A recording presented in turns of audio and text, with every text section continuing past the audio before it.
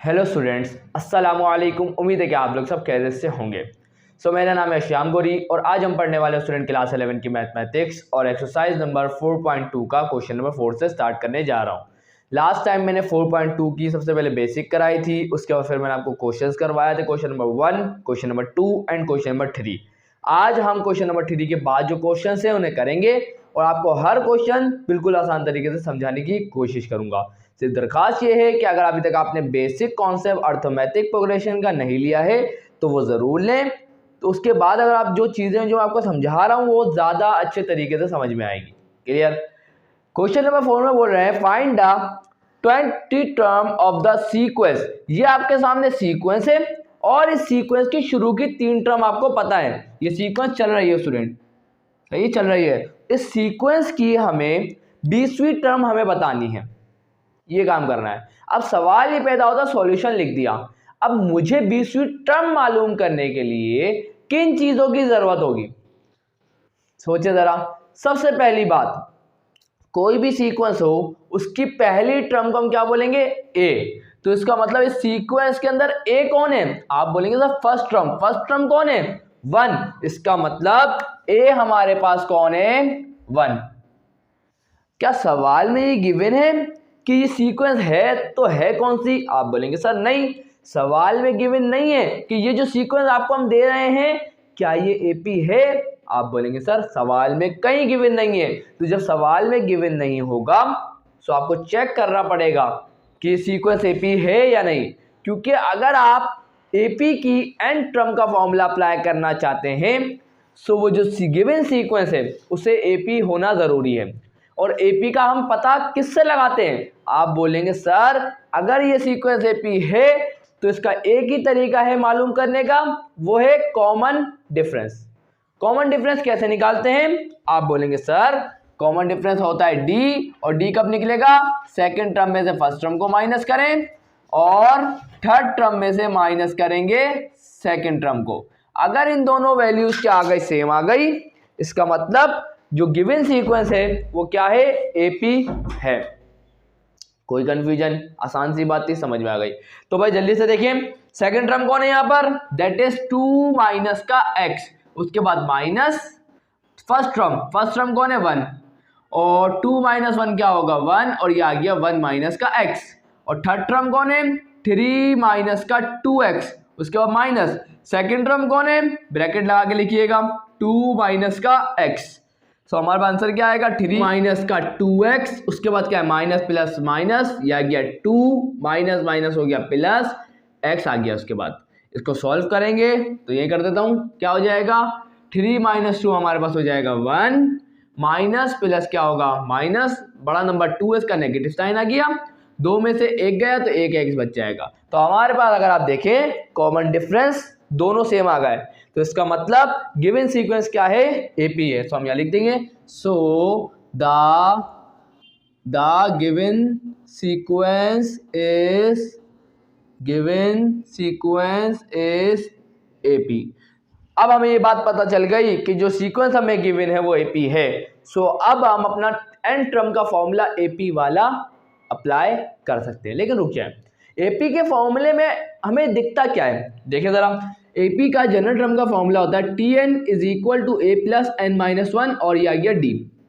ए हमें पता है, आप बोलेंगे सर बिल्कुल पता है। कॉमन डिफरेंस पता है, बिल्कुल पता है, 1 माइनस का x है। ए भी पता है, डी भी पता है। किसकी बात ही हमें और किसका पता होना जरूरी है, हमें एन का पता होना जरूरी है। क्या एन का इस सवाल को देख के पता चल रहा है, एन क्या होता है, आप बोलेंगे सर एन होता है नंबर ऑफ टर्म्स। मतलब जो आपको टर्म मालूम करनी है तो वो एन की वैल्यू होगी। अभी यहाँ पे कौन सी टर्म मालूम करनी, 20वीं टर्म, तो एन की वैल्यू क्या हो जाएगी 20। इसका मतलब एन की वैल्यू हमें गिवन है सवाल में, डेट इज 20। अब हम यहाँ पर यूज करेंगे किसको, एन टर्म के फॉर्मूले को, बाय यूजिंग Tn किसके बराबर होता है, a प्लस एन माइनस का 1 इंटू डी के। आगे सॉल्व करेंगे फर्दर, कोई मसला यहाँ तक इंशाल्लाह नहीं होना चाहिए। अब सारी चीजें हमें पता है तो बस अप्लाई करें, बस पुट कर दे, सिंपल कैलकुलेशन करेंगे। तो क्या हो जाएगा, टी एन की जगह क्या आएगा 20 आएगा, इज इक्वल टू ए क्या है, ए हमारे पास 1 है, उसके बाद प्लस n-1, n हमारे पास 20, उसके बाद आ गया माइनस का 1 और आ गया कॉमन डिफरेंस क्योंकि d है और d हमारे पास क्या है 1 माइनस का x। इसको जरा सिंप्लीफाई करते हैं तो t20 हमारे पास क्या आ जाएगा 1 प्लस 20 माइनस 1 क्या होगा 19, तो ये आ गया 19 और 19 को हम किससे मल्टीप्लाई करेंगे 1 माइनस के x से। तो t20 हमारे पास क्या आएगा 1 प्लस का 19 1 जा 19 plus minus minus 19 multiply by x क्या होगा 19x हो जाएगा। 19 और 1 कितने हो जाएंगे 20, तो हमारे पास आंसर क्या आ गया 20 माइनस का 19x। तो हम यहाँ लिख देंगे थस इस तरह the 20 term of n AP is 20 minus का 19x। यहाँ जाके हमने अपने काम को स्टूडेंट कंप्लीट कर लिया। मुश्किल क्वेश्चन नहीं था, सिर्फ बेसिक आपको दिखानी थी, देख लिया आपने, बहुत इजी क्वेश्चन है ये, कर लेंगे इंशाल्लाह, बिल्कुल करेंगे। तो आगे बढ़ते हैं हम नेक्स्ट क्वेश्चन की तरफ। तो यहाँ स्टूडेंट्स आप लोगों के सामने आ चुका है क्वेश्चन नंबर 5। क्वेश्चन नंबर 5 में लिखा हुआ है find the 21st term of the AP if अगर it's 6th term is 11 and the 15th term is 47। अब जो इसने बात कही वो सुन लीजिएगा। उसने बोला हमारे को 21वीं टर्म बताओ, तो इसका मतलब क्या है 21वीं टर्म का मतलब क्या है, इसने हमारे को बोला 21वीं टर्म मालूम करो, मतलब n की वैल्यू क्या हो गई 21, मतलब n की वैल्यू हमारे को सवाल में गिवन है n इज इक्वल टू 21। लेकिन अभी लिखने का कोई फायदा नहीं है, अब इसको ना लिखे, फोकस ना करें। मेन फोकस क्या है देखें, 21वीं टर्म मालूम करनी है। चले हमने बोला सही मान लिया। उसके बाद आगे क्या लिखा उसने AP लिख दिया, मतलब n टर्म का फॉर्मूला AP वाला अप्लाई हो सकता है। और इसने बताया ये कि छठी टर्म 11 है। छठी टर्म को मैं क्या लिख सकता हूं, मैं लिख सकता हूं A6 का मतलब क्या है छठी टर्म, और छठी टर्म हमारे को क्या गिवन है 11 गिवन है, और 15वीं टर्म भी गिवन है मतलब A15, और A15 हमें क्या गिवन है 47। यहां तक कोई मसला नहीं है, कोई परेशानी नहीं है। तो भाई ये दो चीजें हमें गिवन है और हमें मालूम क्या करना है, हमें मालूम करना है A21 हमें क्या करना है मालूम करना है, मतलब 21वीं टर्म मालूम करनी है। अब मुझे एक बात पता है, अगर मैं जनरल टर्म का फॉर्मूला अप्लाई करना चाहता हूं, TN वाला फॉर्मूला, सॉरी AN वाला अप्लाई करेंगे ना इस बार, TN और AN लिख सकते हैं, लेकिन मैंने यहाँ पर A लिखा है इसलिए मैं AN लिख रहा हूँ। तो AN हमारे पास क्या होता है A प्लस n माइनस का 1 इंटू डी, यही है जनरल टर्म का फॉर्मूला। सुनते जाए, इसके अंदर हमें A का पता होना लाजमी है। क्या हमें इसके अंदर A नजर आ रहा है, A का मतलब क्या है फर्स्ट टर्म, क्या हमें फर्स्ट टर्म पता है, नहीं पता। दूसरी चीज कॉमन डिफरेंस, क्या हमें कॉमन डिफरेंस पता है, नहीं पता। तो इसका मतलब ये है पहले तो हमें A मतलब फर्स्ट टर्म को मालूम करना पड़ेगा और हमें कॉमन डिफरेंस को मालूम करना पड़ेगा। जब हम ये दोनों हमारे पास आ जाएंगे तो हम इजीली 21वीं टर्म बता सकते हैं। तो मकसद समझ में आया, समझ में आ गया। इसका मतलब ये जो छठी टर्म और ये जो 15वीं टर्म हमें दी गई है वो इसीलिए दी गई है ताकि हम इसके जरिए A को और D को निकाल लें।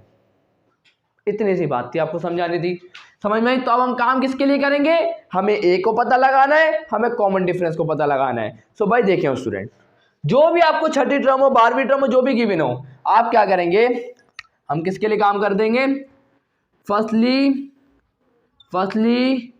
We have to find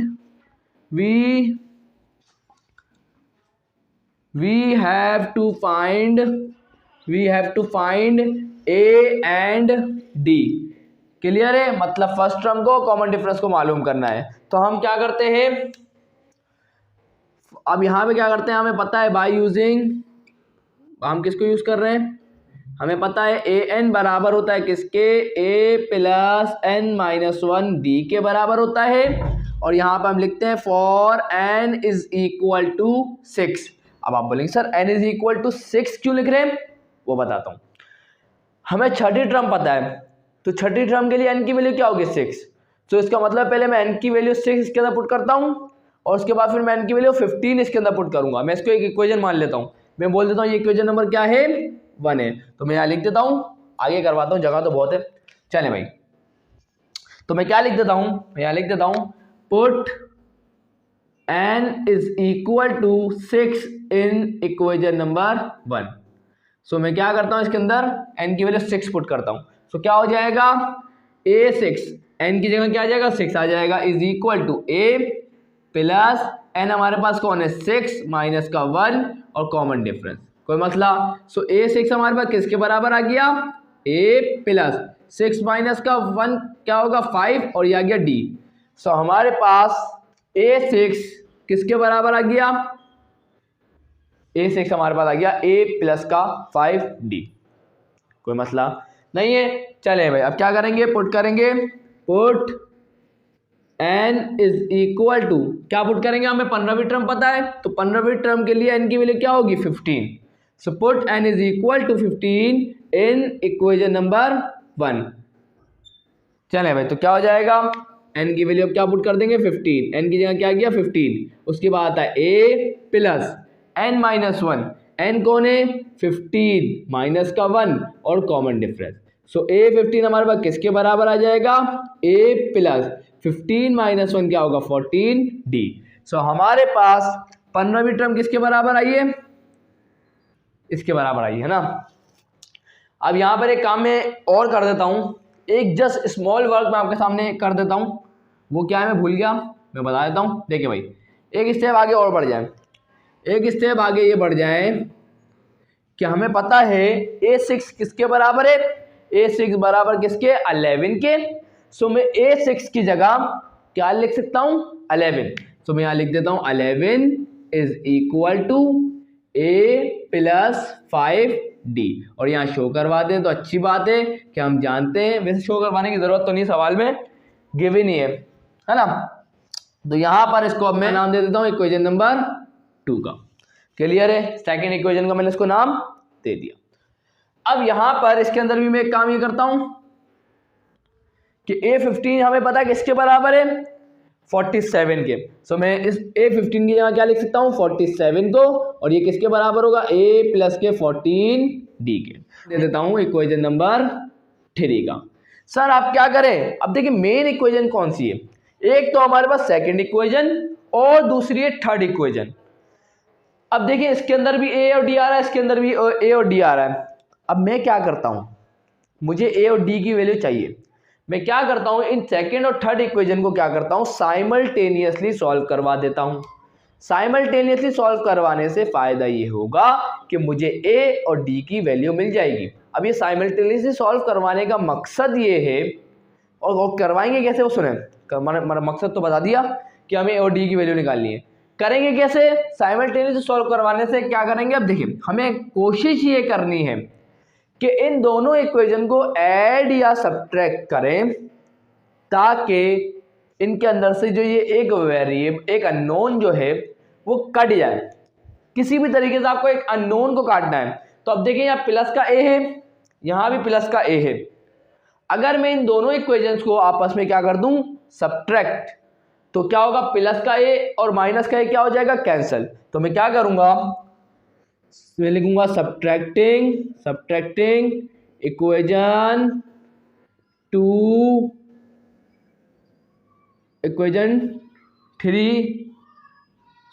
2 from equation number 3।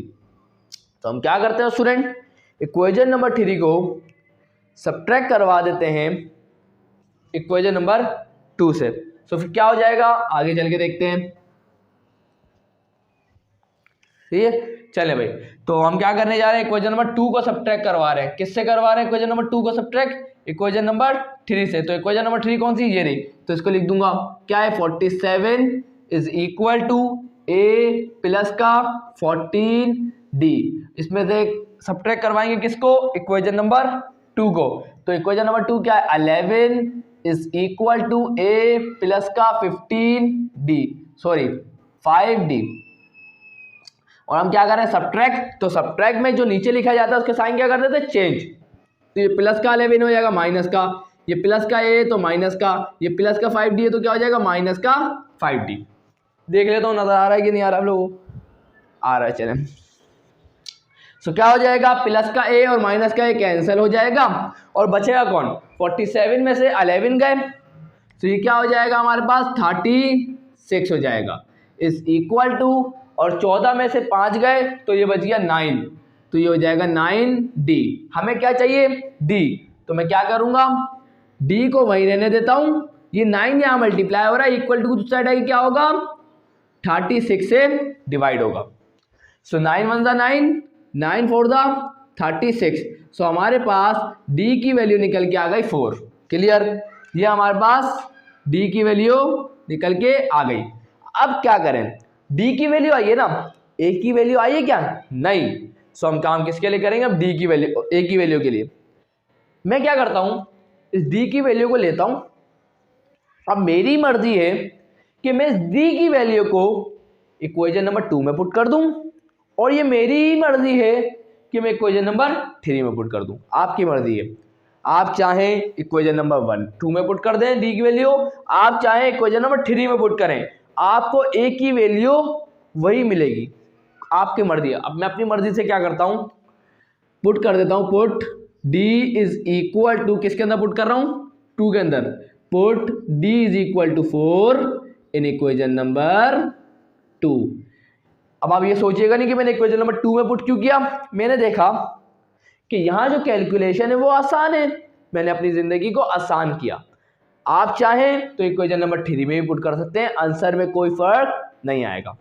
चलें भाई, तो अब D की वैल्यू 4 यहाँ पुट कर देते हैं, तो यह आ जाएगा 11 is equal to A plus का 5, D की जगह क्या आ जाएगा 4 आ जाएगा, so 11 is equal to A plus 5 for the 20, ये 20 तरह की क्या हो जाएगा, 11 से क्या हो जाएगा माइनस हो जाएगा, है ना, प्लस का 20 तो इक्वल टू दूसरी साइड जाएगा क्या हो जाएगा माइनस का 20। बड़ा नंबर कौन सा है 20, इसका नेगेटिव साइन है तो लिख देंगे प्लस माइनस माइनस, 20 में से क्या रह गए 9 बचे, सो हमारे पास A की वैल्यू क्या आ जाएगी 9, सो A हमारे पास क्या निकल के आ गया 9। अब स्टूडेंट D भी है हमारे पास, A भी हमारे पास है, और आपको पता है मैंने इक्वेशन नंबर 1 किसको दिया था नाम, इसको। सो अब मैं क्या करूंगा, इसके अंदर n की वैल्यू, A की वैल्यू और D की वैल्यू को क्या कर दूंगा पुट कर दूंगा, तो मैं यहाँ क्या लिखूंगा, लिख देता हूं put A is equal to minus का 9, D is equal to 4 and N is equal to 21 in equation number 1। तो हम इक्वेशन नंबर 1 में क्या कर रहे हैं, सब कुछ सब्स्टिट्यूट करवा रहे हैं, तो क्या हो जाएगा देखते जाएं। देखिए भाई n की जगह क्या आ जाएगा, n की जगह आ जाएगा 21, यही है ना n की वैल्यू, हाँ सही है। a की जगह क्या, n की जगह क्या 21, a की जगह क्या आ जाएगा माइनस का 9, उसके बाद प्लस n माइनस का 1, n की जगह क्या 21 माइनस का 1 और कॉमन डिफरेंस आ गया 4। इसको कैलकुलेट करते हैं हम लोग, क्या आ जाएगा देखते हैं। सो A21 हमारे पास क्या आ जाएगा माइनस का 9 प्लस का 21 माइनस का 1 क्या हो जाएगा 20 एंड 24 का क्या हो जाएगा 80, सो ये हो गया 80, 80 में से 9 गए तो हमारे पास बच जाएगा 71। सो हमारे पास 21वीं टर्म निकल के आ गई 71। यही हमें क्या करना था मालूम करना था, क्या लिखा था उसने फाइंड द 21वीं टर्म 21st टर्म, वो हमने मालूम कर ली, और यहाँ जाके ये क्वेश्चन भी होता है स्टूडेंट कंप्लीट। जिसको अभी भी प्रॉब्लम है तो इस ये प्रॉब्लम का हल ये है कि आप इसकी प्रैक्टिस करें, लगभग 2 से 3 दफ़ा इस क्वेश्चन को अगर आप करेंगे तो इंशाल्लाह आपको कन्फ्यूजन नहीं होगी, आपकी प्रैक्टिस हो जाएगी। जब कोई चीज़ प्रैक्टिस में आ जाती है तो उसमें कन्फ्यूजन नहीं रहती। क्लियर है, तो यहाँ पे आप एंड में लिख देंगे, क्या लिख देंगे हैंस, यहाँ लिख दीजिएगा, मैं लिख रहा हूँ क्या है, आप क्या लिखेंगे हैंस इस तरह the 21st term of an AP is 71, और ये हमारा क्या आ गया आंसर आ गया। सो आया बढ़ते हैं स्टूडेंट नेक्स्ट क्वेश्चन की तरफ। तो यहाँ स्टूडेंट्स आप लोगों के सामने आ चुका है क्वेश्चन नंबर 6, बहुत इजी है। इसके अंदर 3 पार्ट्स हैं A, B और C। A पार्ट और C पार्ट में आप लोगों को करवाऊंगा खुद, और B पार्ट आप लोगों के लिए होमवर्क है, वो आपको खुद करना है, कहीं से नहीं देखना, जो मैं आपको समझा रहा हूँ उसे फॉलो करके उस सवाल को करना है। देखिए उसने सवाल में सबसे पहले शुरू में क्या बोला, विच ट्रम का मतलब है कौन सी ट्रम। अब इसने बोला ट्रम मालूम करने का, और ट्रम कौन बताता है, आप बोलेंगे सर एन बताता है। एन क्या होता है, नंबर ऑफ टर्म्स। तो उसने बोला कौन सी ट्रम, तो मतलब एन की वैल्यू आप लोगों को मालूम करनी है। ऑफ द सीक्वेंस, जो आपको सीक्वेंस गिवन है, तो वो बोल रहे हैं एन की वैल्यू फाइंड आउट करो इस सीक्वेंस के लिए, और वो सीक्वेंस कहां पे जाके रुक रही है, वो सीक्वेंस जाके रुक रही है 75 पे जाके। 75 पे जाके क्या हो रही है, रुक रही है, मतलब चलती रहेगी लेकिन 75 तक चली है सीक्वेंस। तो अब हमें बताओ कि 75 इस सीक्वेंस के अंदर 75 जिस ट्रम में आ रहा होगा वो ट्रम हमें बता दो। फॉर एग्जाम्पल कि यहाँ पर एक सीक्वेंस चल रही है कि ये माइनस का 15 है, उसके बाद क्या है 9 है, उसके बाद -3 है, और चलते चलते कहीं जाके यहाँ पे क्या गया 75। ये फर्स्ट टर्म थी, ये सेकंड टर्म थी। फर्स्ट टर्म के लिए एन की वैल्यू 1 हो गई। अगर मैं आपसे पूछूं ये आपके पास सीक्वेंस है और इस सीक्वेंस के अंदर -3 कौन सी टर्म में आएगा, तो आप क्या बोलेंगे, आप बोलेंगे सर थर्ड टर्म में, क्योंकि थर्ड टर्म में हमें देखने को मिल रहा है -3। तो इसी तरीके से वो ये पूछ रहा है कि जो 75 है सीक्वेंस के अंदर वो कौन सी टर्म होगी, 22वीं टर्म है, 25वीं टर्म है, 1000वीं टर्म है सीक्वेंस की, वो हमें बताना है, एन की वैल्यू बतानी है। समझ में आई ना बात। अब सर क्या करें, देखिए इतना मुश्किल सवाल नहीं होता, बहुत इजी सवाल है, टेंशन आप लोगों को बिल्कुल भी नहीं लेनी है। जल्दी से जो सवाल में गिवन है उसको लिखें। पहले सबसे पहले सवाल में क्या गिवन है, एन मालूम कर रहा है, चले भाई एन मालूम कर रहे हैं, सॉल्यूशन लिखिए। सॉल्यूशन लिखने के बाद यहाँ लिख दें हमें एन मालूम करना है, और हमारे पास सीक्वेंस क्या है, सीक्वेंस हमारे पास ये गिवन है, तो इसके सीक्वेंस से हम क्या निकाल लेंगे, ए निकालेंगे। ए क्या होता है, फर्स्ट टर्म क्या गिवन है, -15। उसके बाद हमें क्या चाहिए होता है, कॉमन डिफरेंस। एपी तो है ना ये, चाहे एपी का पता नहीं है तो हम लोग क्या करेंगे, सेकंड टर्म में से माइनस करेंगे फर्स्ट टर्म को, और थर्ड टर्म में से माइनस करेंगे सेकंड टर्म को। सो क्या हो जाएगा, सेकंड टर्म हमारे पास क्या है 9 माइनस फर्स्ट टर्म क्या है -15, ब्रैकेट लगा के लिखिएगा, इज इक्वल टू 9। गड़बड़ ये है कि ये भी -9 है, क्लियर है। चले मैं सही कर देता हूँ उसको। असल में ये क्या है, सेकंड टर्म असल में -9 है, तो 15 में से 9 चले गए तो बचेंगे कितने, तो देख लेते हैं। 15 में से 9 गए तो बचेंगे 6।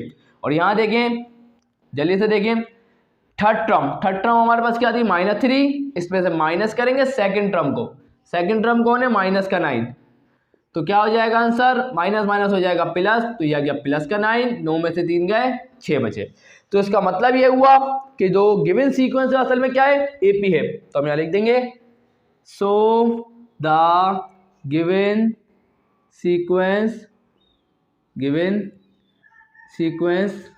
Is AP.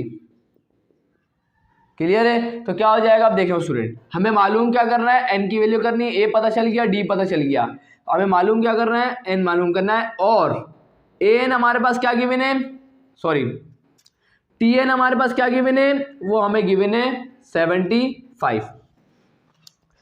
क्लियर है, क्योंकि आपको पता है हमारे पास जनरल टर्म का फॉर्मूला क्या है, आप बोलेंगे सर टी एन, यहाँ मैं लिखवाई देता हूँ, बाय यूजिंग कौन सा है हमारे पास जनरल टर्म का formula, a n is equal to a plus n minus 1 का टी।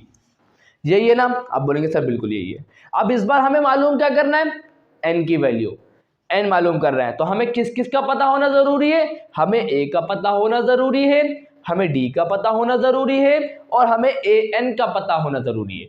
ए एन असल में क्या होता है, लास्ट टर्म या तो एंड टर्म। ये सीक्वेंस उसने कहां पे जाके रोकने का बोला है, 75 पर। सो हमारे पास लास्ट टर्म इस सीक्वेंस की क्या हो गई, 75। इसका मतलब उसने ए एन हमें क्या कर दिया, गिवन कर दिया, डेट इज 75। इसमें टी एन लिखा है तो मैं यहाँ पर टी एन ही लिखूंगा। क्लियर है, इससे कोई फर्क नहीं पड़ता, तो मैं यहाँ लिख दूंगा टी एन। क्लियर, कोई मतलब यहाँ तक। अब जो हमें पता है वो इन्फॉर्मेशन यहाँ पर डाल देते हैं।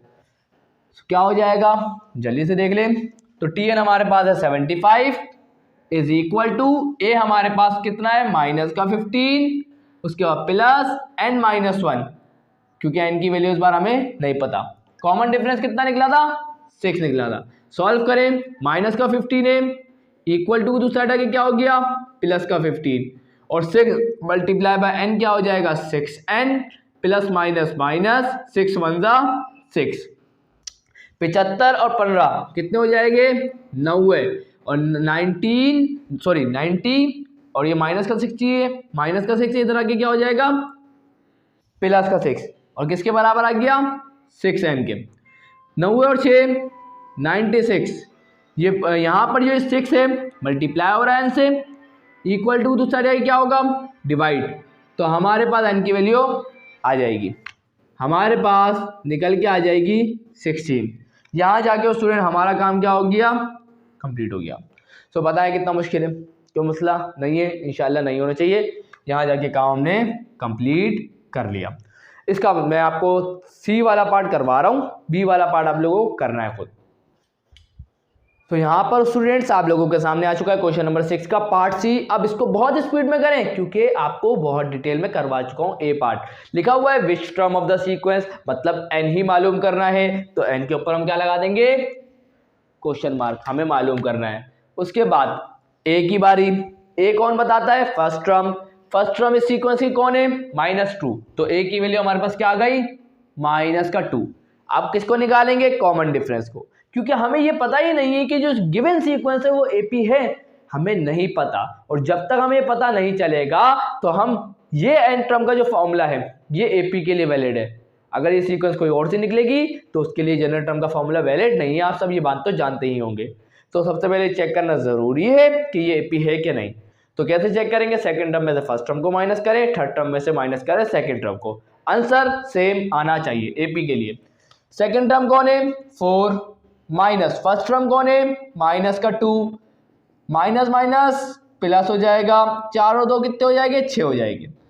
थर्ड टर्म कौन है 10 माइनस सेकंड टर्म कौन है 4, तो 10 - 4 is equal to 6।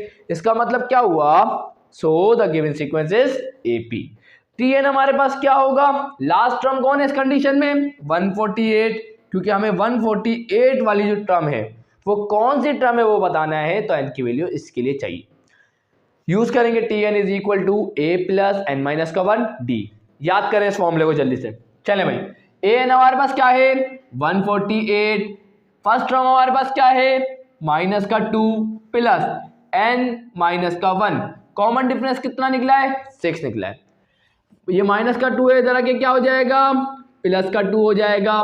6 multiply by N क्या होगा 6n होगा, प्लस माइनस माइनस 6 1 जा 6, 148 प्लस का 2 हमारे पास कितना हो जाएगा, ये हो जाएगा 150 is equal to 6n minus का 6, ये माइनस का 6 है इक्वल टू दूसरा क्या होगा प्लस का 6 is equal to 6n, minus का 6 था इधर आके क्या हो गया प्लस का 6, तो 150 और 6 कितने हो जाएंगे 156, और यहाँ ये 6 मल्टीप्लाई हो रहा है n से इक्वल टू दूसरा क्या होगा डिवाइड हो जाएगा। सो n की वैल्यू हमारे पास क्या आ जाएगी चेक कर लेते हैं। तो यहाँ पे क्या हो जाएगा 2 3 जा 6 एंड 2 7 जा 14, 1 इसको दिया 2 8 जा 16, तो क्या होगा 3 1 जा 3, 3 2 जा 6, 1 इसको दिया 3 6 जा 18। सो हमारे पास n की वैल्यू निकल के आ गई 26। तो यहाँ जाके हमारा काम स्टूडेंट होता है कंप्लीट। आज की वीडियो यही एंड करता हूँ। आपको मैंने आज 3 सवाल करवा दिए, question number 3, question number 4, question number 5 and question number 6। इंशाल्लाह नेक्स्ट वीडियो में पूरी एक्सरसाइज को कंप्लीट कर दूंगा। सो वीडियो अच्छी लगी लाइक जरूर करिएगा, चैनल को सब्सक्राइब करके बेल आइकन प्रेस करके ऑल पे जरूर क्लिक करिएगा। सो मिलता हूँ नेक्स्ट वीडियो में, तब तक के लिए अल्लाह हाफिज।